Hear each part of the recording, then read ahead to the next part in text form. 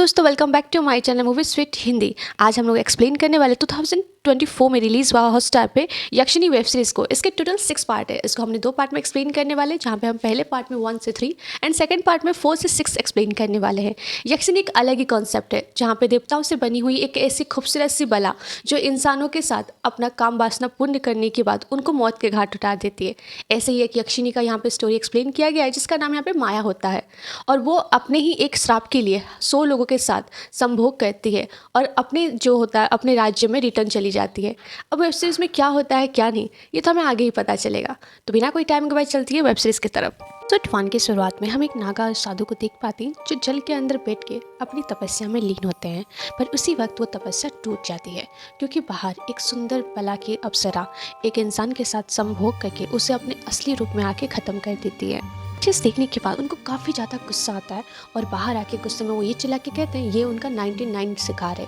मतलब 99 लोगों को ऑलरेडी वो मौत के घाट उतार चुकी है, और एक इंसान अगर वो मार देगी तो वो अपने देश से अपने राज्य रिटर्न चली जाएगी, जो इनको पसंद ही नहीं था। इसलिए वो अपने शिष्यों के साथ सुगंधिका झील की तरफ जाते हैं ताकि उस यक्षिनी को वो पकड़ सके। आते जाते यहाँ पे ये भी कहते हैं कि वो जो आखिरी मर्द होगा, मतलब 100 वाला जो आखिरी मर्द होगा, वो कोई साधारण मर्द नहीं होगा। वो शुद्ध ब्रह्मचारी होना चाहिए, और साथ ही साथ उसकी आंखों में मौत के लिए कोई भी खौफ नहीं होना चाहिए। अगर वो मौत मतलब उस मर्द में ये सारी चीज़ें हुई, तभी जाके उस यक्षिनी को उस श्राप से मुक्ति मिलेगी, वरना वो हमेशा के लिए इसी धरती लोक में फंस जाएगी। तो वहाँ पे उनके जो शिष्य होते हैं वो ये पूछते हैं, तो क्या हम उसको अपनी शक्तियों के द्वारा नहीं ढूंढ सकते? तो यहाँ पे वो जो ऋषि होते हैं वो ये कहते हैं कि नहीं, जब वो अपने असली रूप में आती है तब वो सिर्फ शिकार को मारने के लिए आती है। उसके अलावा वो हमेशा इंसान के रूप में घूमती रहती है, जिसको पकड़ना नामुमकिन है। सीन सीधा शिफ्ट होता है उसी लड़की के ऊपर, जहाँ पे इस सीरीज के अंदर उसका नाम माया होता है, और वो एक बला की खूबसूरत और यक्षिनी ही होती है। उसके पास एक स्टेचू होता है जिसका नाम भद्रा होता है, जिससे वो अपनी मन की सारी बातें करती है।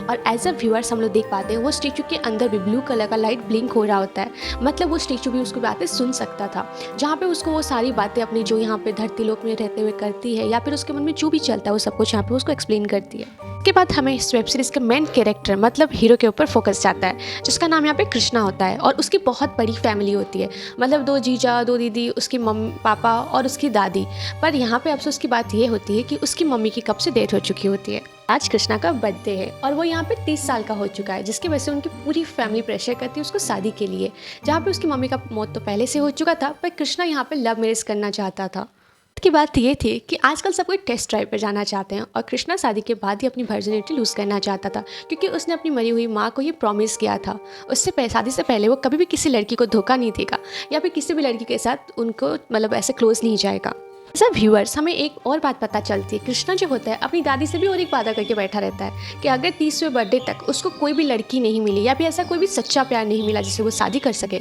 तो उनके घर वाले जिस लड़की को चूज़ करेंगे उसके लिए, तो वो उसे शादी कर लेगा। जिसके लिए वो सबको मिलकर एक लड़की देखने के लिए जाते हैं, जहाँ पे वो लड़की से उनकी शादी भी ठीक हो जाती है, सब कुछ सही रहता है। हम कृष्णा के काम के बारे में जाने तो वो एक लव नाम के होटल में मैनेजर का काम करता है, जहाँ पे उसके कुछ दोस्त भी होते हैं जो उसकी शादी बात को लेकर कभी फिरके भी उड़ाते हैं, और कहने में जाओ तो थोड़ा बहुत मजाक मस्ती भी चलता है। हमें को वेब सीरीज़ की जो मेन कैरेक्टर मतलब हीरोइन माया को दिखाया जाता है, जो अपना 99 शिकार खत्म करके अपना शहर और अपना जगह बदल देती है, क्योंकि उसका काम होता है वो जिस भी जगह में अपना एक शिकार करती है वो उस जगह को छोड़ के दूसरे नए शिकार के लिए नया जगह ढूंढने लग जाती है। जहाँ पे वो कृष्णा के शहर में ही आके पहुँच गई थी, और वहाँ पे एक ऑफिस में वो मैनेजर का पोस्ट में थी, जहाँ पे उसको बातचीत के द्वारा ये पता चलता है कि एक लड़का है जो बहुत ज़्यादा सहमा सहमा रहता है, क्योंकि रिसेंटली उसका ब्रेकअप हो गया है, और वो वर्जिन है, जिसको सुनने के बाद माया के अंदर का जो यक्षिनी का ताकत होता है वो बढ़ता ही जाता है। और ये व्यू हम लोग उसके नखून बड़े होते हुए देख पाते हैं। ये लगता है कि उसका 100 वाला शिकार कोई और नहीं, यही वाला पुरुष है। जिसके बाद वो सीधा जाके उस लड़के से बातचीत करने लग जाती है, और उसको डेट पे भी पूछ लेती है। जिसके बाद वो लड़का उसको रात को 8 बजे उस लव मट होटल में ही बुलाता है, जहाँ पे माया जाती है काफ़ी सुंदर और सज धज के। वहीं पर ही कृष्णा जॉब किया करता था। माया को वहाँ पे देखने के बाद कृष्णा के मन में लड्डू फूटने लग जाता है, क्योंकि माया इतनी ही खूबसूरत है जितने खूबसूरत लड़कियाँ हमेशा कृष्णा अपने सपनों में देखा करता था। तो वो वहाँ पे सीधा जाके माया से बात करने लगता है और उसको अप्रोच भी कर लेता है। बट उसी वक्त वहाँ पे माया का शिकार भी आके पहुँच जाता है, जिसके बाद यहाँ पे कृष्णा का मूड खराब हो जाता है, और वो अपने दोस्तों के साथ जाके बातचीत करने लगता है, जहाँ पे उसके दोस्त उसको ये सजेस्ट करते हैं कि तुम एक काम करो, जो तुम्हारे घर वाले लड़की तुम्हारे लिए पसंद की है तुम उसे 2-4 बार मिलो, तभी जाके तुमको उसके बारे में अच्छा लगेगा। के साथ साथ सीधा सीन शिफ्ट होता है रात के टाइम माया के ऊपर, जहाँ पे माया एक कमरे में काफ़ी ज़्यादा सुंदर सज के और उस कमरे को अच्छे से सजाकर उसी भद्रा नाम के स्टेचू से बात कर रही होती है, जहाँ पे उसको ये कहती है कि अब इस धरती लोक में मेरा आखिरी दिन है, आज के दिन में वो शिकार ख़त्म करके मैं इस धरती लोक से मुक्त हो जाऊंगी। उसी वक्त उसके रूम का डोरबेल बजता है। जब वो जाके दरवाज़ा खोलती है तो वही लड़का आया होता है, जहाँ पे बातों ही बातों में उसको ये पता चल जाता है कि वो लड़का फर्जी नहीं है, जिसको सुनने के बाद माया को काफ़ी ज़्यादा गुस्सा आता है और वो उसी वक्त उस पर हमला कर देती है। माया का इस तरह का रूप देखकर वो आदमी काफ़ी ज़्यादा घबरा जाता है और उसी वक्त वो वहीं पर ही बेहोश हो जाता है। मतलब उसका दिमाग तो काम कर ही नहीं रहा था, अब शरीर भी काम करना बंद कर देता है। और ऐसा व्यूअर्स हम लोग देख पाते हैं कि नीचे होटल के रूम में कोई एक लेडीज़ है जो ऊपर इन दोनों को देख रही होती है। उसके बाद माया जाके एक पेड़ के ऊपर बैठ के अपना ज़िंदगी का जो वो श्राप मिला था उसको याद करते हुए रोने लग जाती है। माया जिस जगह से आई थी उस जगह का नाम यहाँ पे अलकापुरी होता है और उसको श्राप देने वाला कोई और नहीं, कुबेर था, जो कि उनके शहर के अंदर उसको जाने नहीं देता था। उसका एक धर्म था, उसका एक काम था,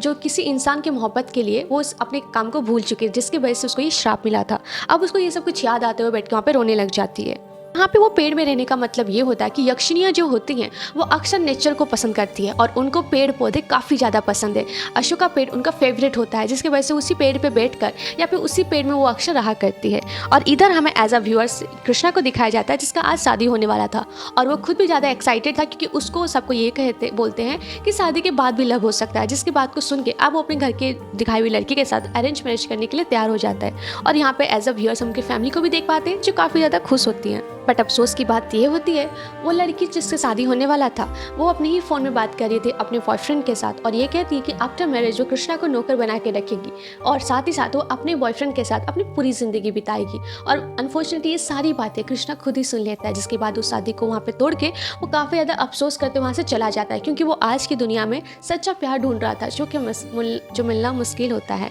उसके बाद वो उसी पेड़ के नीचे बैठ के एक लेटर में अपनी ज़िंदगी का सारा दर्द लिख देता है, जैसे कि उसकी मम्मी के साथ क्या हुआ उसका वादा, उसकी दादी का साथ क्या हुआ उसका प्रॉमिस और साथ ही साथ उसका वर्जन रहने का रीज़न भी। और वहाँ पे अपने आप को ख़त्म करने के लिए वो सुसाइड अटेम्प्ट करता है। वहाँ पे इतना जोर से तेज़ हवा चलता है, जिसकी वजह से वो लेटर उड़ के सीधा माया के पास चला जाता है, क्योंकि माया भी उसी पेड़ के ऊपर बैठ के रो रही होती है। जिसको देखने के बाद माया काफ़ी ज़्यादा खुश हो जाती है, क्योंकि उस लेटर में ये लिखा हुआ था कि कृष्णा वर्जिन है और वो शादी से पहले किसी भी लड़की को छूना नहीं चाहता था। जिसको देखने के बाद माया तुरंत आके कृष्णा को बचाती है और साथ ही साथ अपना दर्द ये बताते हुए कहती है कि मेरा जो बॉयफ्रेंड था उसने भी मुझे चीट किया है, पर उसको कृष्णा के साथ बात करके या फिर कृष्णा के साथ मिलकर काफ़ी अच्छा लगा। और इसी बातचीत में वो कृष्णा से ये भी कहती है कि मुझे तुम्हारे साथ प्यार होने लगा है, क्योंकि तुम्हारे साथ अलग एक जीने की चाह बनी है मेरे को। और उसी वक्त वहाँ पे ये बोलते हुए कृष्णा को वो किस कर लेती है। और एज अ व्यूअर्स हम लोग देख पाते हैं एक पिंक कलर का उनके चारों तरफ एक लाइन सा बनता है, मतलब एक अच्छा खासा बॉन्ड बन जाता है। कृष्णा यहाँ पे माया को अपने आप से दूर कर देता है, क्योंकि उसको प्यार से भरोसा उठ चुका था, अब उसको प्यार में कोई भरोसा नहीं था।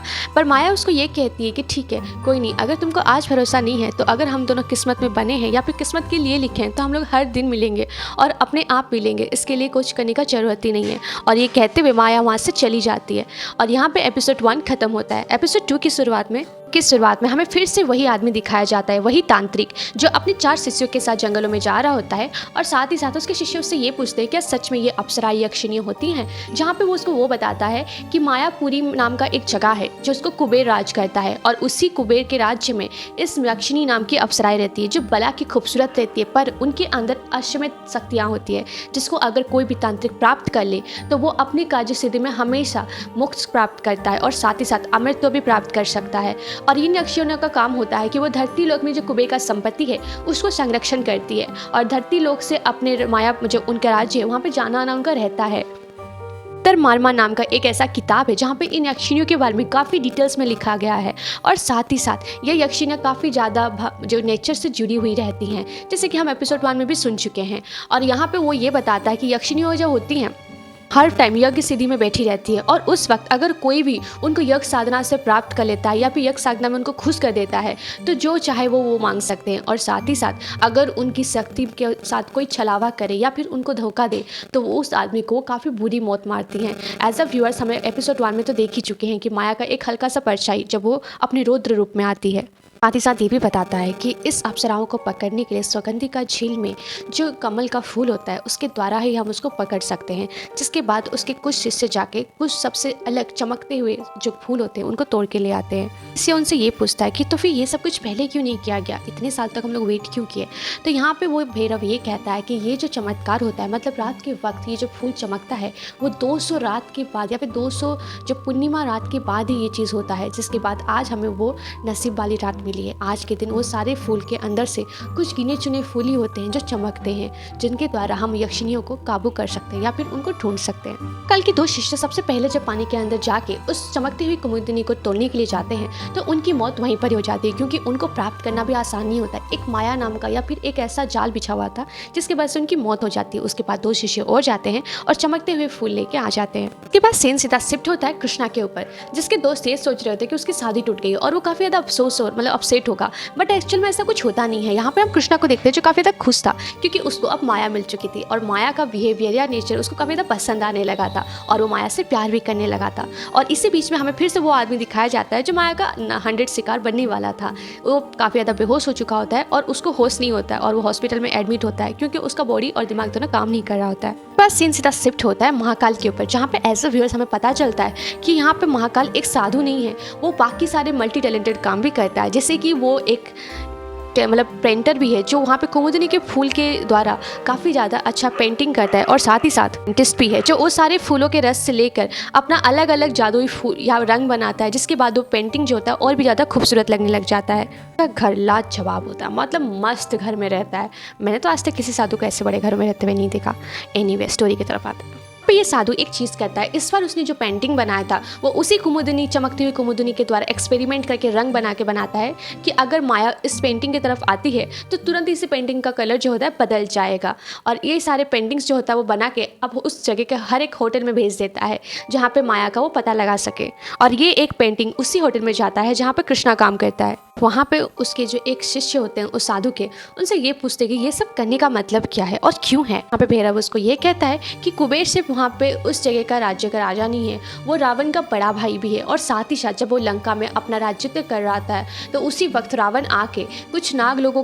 के साथ और कुछ अश्रु जब जो होते हैं उसके शैतानों के साथ मिल के उसको मार के भगा देता है, जिसके बाद से वो वहाँ पे लंका में राज करने लग जाता है। बट कुबेर को इस बात पे काफ़ी ज़्यादा गुस्सा आता है और वो अपना जो गुस्सा निकालने के लिए कि मृत्यु के बाद कुबेर एक नेबुले के ऊपर बैठकर नागलोक के ऊपर हमला कर देता है, जहाँ पे नागलोक को वो खत्म कर देता है। वहाँ पे नागों की बहुत सारी शक्ति वाली नागमणि भी चुरा लेती है। और यहाँ पे एज अ व्यूअर्स हमें पता चलता है कि नागा कोई और नहीं, नाग वंशज का ही ऋषि है और यहाँ पे एक वो नागा साधु ही है। इसलिए वो यक्षिनियों को तबाह करना चाहता है, अपना गुलाम बना के रखना चाहता है। साथ ही साथ कुबेर का राज्य जो मायापुरी है उसको भी वो खत्म कर देना चाहता है। सीन सीधा शिफ्ट होता है कृष्णा के ऊपर, जो अपने दोस्तों के साथ पब गया होता है और वहाँ पे जब वो अपने दोस्तों के साथ एंजॉय कर रहा होता है तो उसी वक्त वहाँ पे माया भी आ जाती है, जहाँ पे वो काफ़ी ज़्यादा एंजॉय करते हैं, डांस करते हैं, साथ ही साथ ड्रिंक भी करते हैं। तो माया उसको ज़्यादा ऐसे अपनी तरफ रिझाते हुए कहती है कि क्या तुम मुझे घर छोड़ दोगे। तो वो उसके लिए घर छोड़ने के लिए तैयार हो जाता है। जब माया को अपने घर छोड़ने के लिए जा रहा होता है तो केव के अंदर माया हर वक्त उसको किस करने की कोशिश करती है, या फिर उसे क्लोज जाने की कोशिश करती है, पर कृष्णा बार बार अपने आप को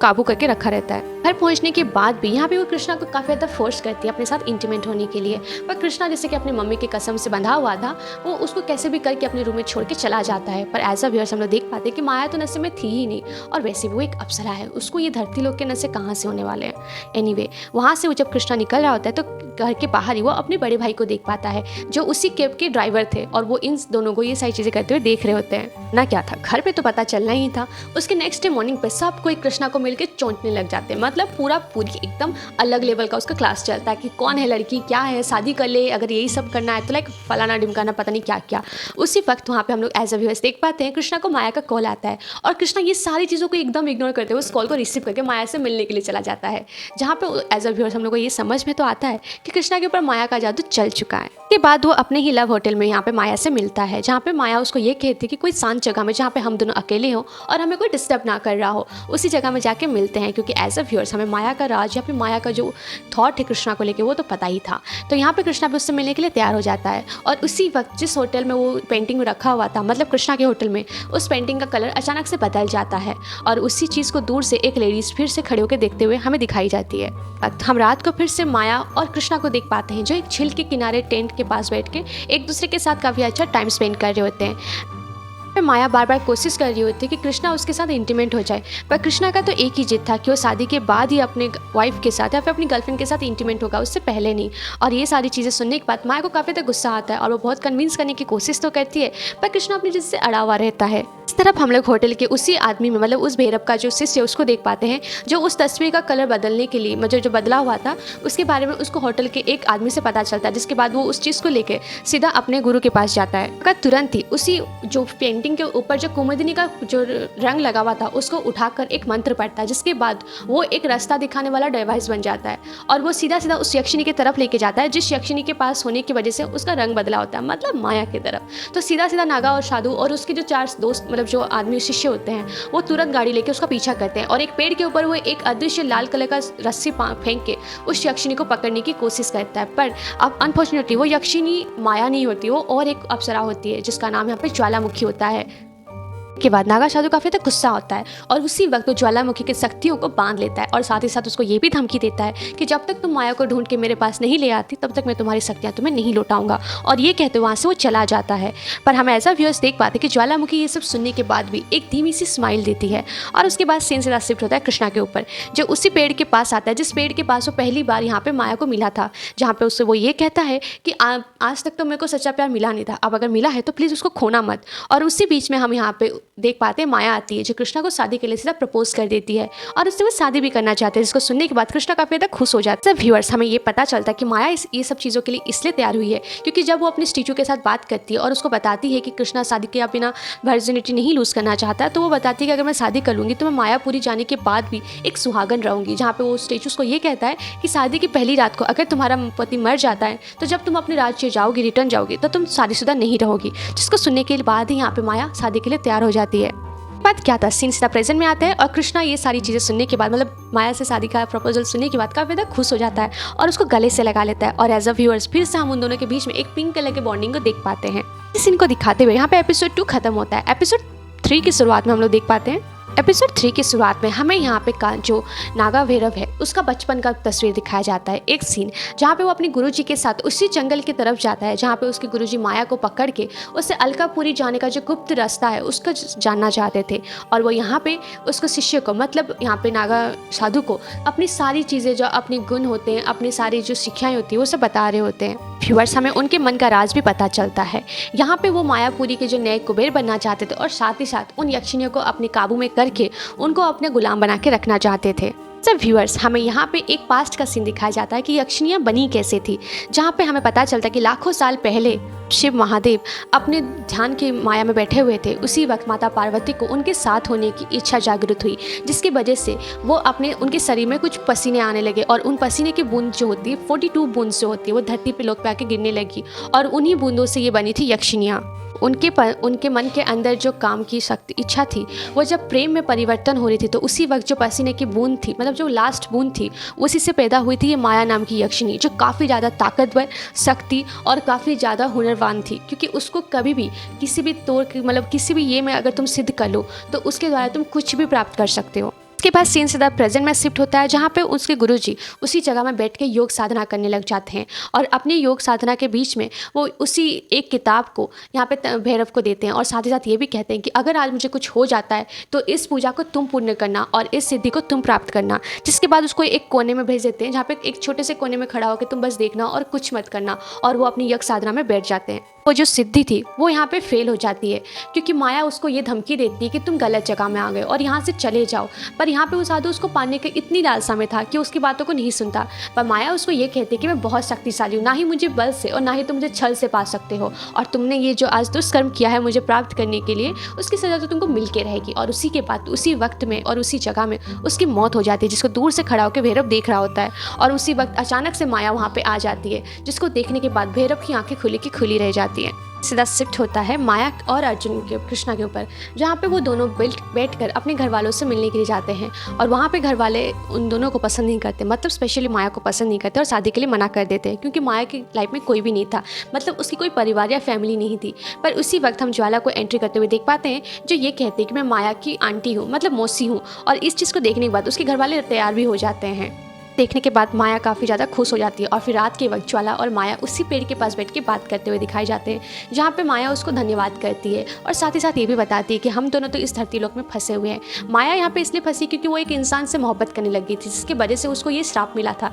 पर ज्वाला यहाँ पे क्यों है इसके बारे में हमें अभी तक रिवील नहीं होता है, पर ज्वाला उसको ये बताती है कि भैरव अब यहाँ इस जगह में आ चुका है और वो कभी भी किसी भी वक्त में यहाँ पे ढूंढ सकता है। साथ ही साथ एज अ व्यूअर्स हमें इधर भैरव को भी दिखाया जाता है जो सब साधना करने वाला होता है और सीधा सीन शिफ्ट होता है ज्वालामुखी और यहाँ पे माया के ऊपर, जहाँ पे माया को ज्वालामुखी ये कहती है कि तुम्हें जल्द से जल्द कृष्णा के साथ इंटीमेट होना पड़ेगा ताकि तुम अपने श्राप से मुक्त हो सको। कृष्णा को देख पाते हैं जो माया से शादी करने के लिए इतना उतावला हो रखा होता है या फिर इतना खुश होया होता है कि अपने शादी के कार्ड अपने मतलब जो होटल के हर एक इंसान को, हर एक कस्टमर को देने लग जाता है और उसी बीच में वो महाकाल को जो होता है कार्ड देने के लिए चैलेंज एक्सेप्टेड कर लेता है और उसके घर चला जाता है उसको कार्ड देने के लिए। हम कृष्णा और उसकी फैमिली को देख पाते हैं जो एक औरत के पास जाते हैं जिसके अंदर माता आती है और ये कृष्णा उस लड़की से शादी करे या ना करे इसके बारे में वो उससे पूछते हैं। तो वो औरत वहाँ पे जिसके अंदर माता आई हुई थी वो ये कहती है कि ये शादी नहीं होनी चाहिए, अगर ये शादी हुई तो घर में किसी की मौत हो जाएगी। और ये सुनने के बाद उसके परिवार वाले डर जाते हैं, पर कृष्णा उसको भरोसा नहीं करता था और वहाँ पर वो ये प्रूव कर देता है कि लड़की झूठ बोलती है, जिसको देखने के बाद माया को कृष्णा के ऊपर और ज़्यादा भरोसा होने लग जाता है कि वो कृष्णा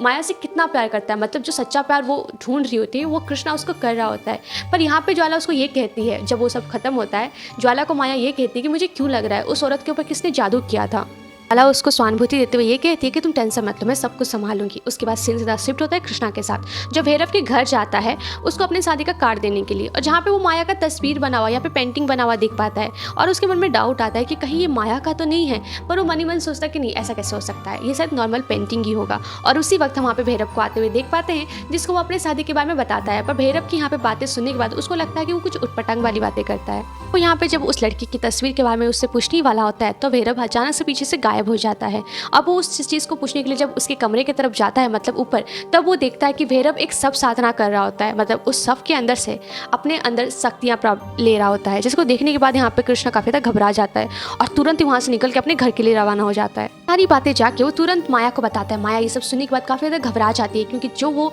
वहाँ पे सिद्ध प्राप्ति कर रहा था वो काफ़ी ताकतवर था और ये सब सुनते हुए वो अपने आप को काबू भी करती है कहीं कृष्णा को ये डाउट ना हो जाए कि वो भैरव को जानती है। और साथ ही साथ वो कृष्णा से ये भी कहती है कि भैरव हमारी शादी में नहीं आना चाहिए। कृष्णा यहाँ पे माया की बात को मान लेता है। उसके बाद हमें सीन सीधा शिफ्ट होता है भैरव के ऊपर जो ये कहता है कि अब यहाँ पे ये जो सिद्धि है वो 11 दिन तक चलेगी पर ये गुप्त रहेगी। और इसी चीज़ को दिखाते हुए सीन सीधा शिफ्ट होता है माया और ज्वाला के ऊपर, जहाँ पे ज्वाला को माया ये कहती है कि अगर अलकापुरी का द्वार भैरव को मिल जाता है तो हम सबके लिए बहुत गलत होगा और किसी तरह भी हमें वो चीज़ को बचाना पड़ेगा। तो यहाँ पर वो ये कहती है कि तुम टेंशन मत लो, हम भैरव को भटका देंगे और तुम जल्द से जल्द कृष्णा से शादी करके मोक्ष प्राप्त कर लेना। भैरव को देख पाते हैं महाकाल को जो अपने घर में ये सोच रहा होता है कि सब कुछ ठीक करते हुए भी ये सब कुछ सही क्यों नहीं हो रहा है और मैं माया को पकड़ क्यों नहीं पा रहा हूँ। तो उसकी नज़र सीधा उसी कुमुदिनी के फूल के ऊपर पड़ती है जो सूख चुकी थी। मतलब जब कृष्णा यहाँ पे शादी का कार्ड देने के लिए आया था तो उसके साथ माया का एक बाल आया था जो फूल के ऊपर पड़ गया था, जिसकी वजह से वो कुमुदिनी सूख गई थी। इसको देखते हुए वो अपने जो शिष्य उनके ऊपर काफ़ी ज़्यादा गुस्सा होता है।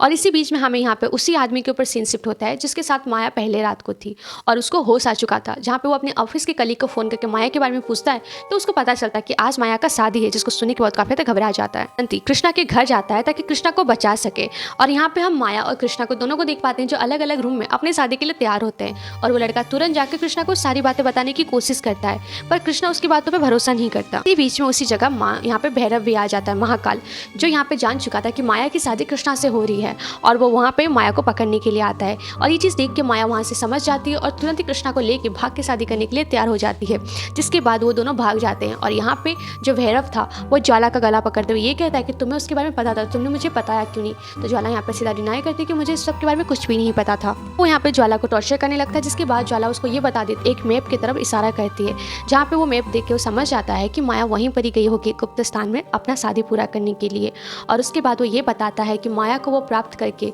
एक इधर हम लोग माया और कृष्णा को देख पाते हैं जो शिव मंदिर में जाके एक दूसरे से शादी कर लेते हैं। और भैरव भी उसी जंगल की तरफ आता है जहाँ पे वो माया को पकड़ सके, पर अपने शिष्य को वो बाहर छोड़ देता है और जंगल के अंदर चला जाता है। पर एक्चुअल में वो जंगल मायावी था जिसके अंदर वो फंस जाता है। और इसी चीज़ को देखते हुए उसको काफ़ी ज़्यादा गुस्सा आता है और जोर से वो चिल्लाता है। और इसी चिल्लाते हुए सीन को दिखाते हुए एपिसोड 3 खत्म हो जाता है। आपको मेरा एक्सप्लेनेशन कैसा लगा मुझे कमेंट करके जरूर बताइएगा और इसका पार्ट 2 मैं बहुत जल्द लेके आने वाली हूँ। ये वेब सीरीज काफ़ी ज़्यादा इंटरेस्टिंग है जो हमें एक नया कॉन्सेप्ट भी देती है। अगर आपको मेरा एक्सप्लेनेशन करना अच्छा लगता है तो प्लीज़ मेरे चैनल को लाइक और सब्सक्राइब किए बिना मत जाइएगा।